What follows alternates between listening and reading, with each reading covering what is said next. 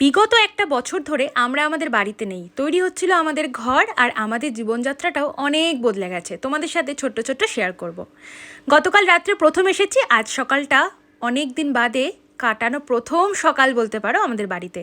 নিয়মগুলো একরকমই আছে, বাবা সকালে কাজ করছেন আর ওদিকে সেশন নিচ্ছে, আর আমি এদিকে আমার প্রিয় এনার্জি ড্রিঙ্ক বানিয়ে স্নান করে একদম রেডি হয়ে চলে যাব এখন ক্লাবের উদ্দেশ্যে। ক্লাব মানে কি সেটা তো অবশ্যই তোমরা পরে জানবে, তবে এটুকু বলি, একটা সুন্দর জীবনযাত্রায় নিজেদের বেঁধে ফেলেছি এই একটা বছরে তড়িঘড়ি করে। কুলফি এখন বাইরে টয়লেট করতে গেছিলো, আর এই দেখো আমাদের মন্দির, যেখানে আমরা প্রত্যেক দিন সকাল দুপুর রাত্রি সবটাই কাটাই বলতে পারো। বাড়ি এসেছিলাম ভাই সরস্বতী পুজো করছিল বলে, তারপর এই যে ছোট্ট সুন্দর একটা ঘরের সুন্দর সুন্দর কিছু জিনিস নিজেরা করব নিজের হাতে, এর থেকে আনন্দের কী হতে পারে। তোমাদের তো হোম ট্যুর অবশ্যই দেবো।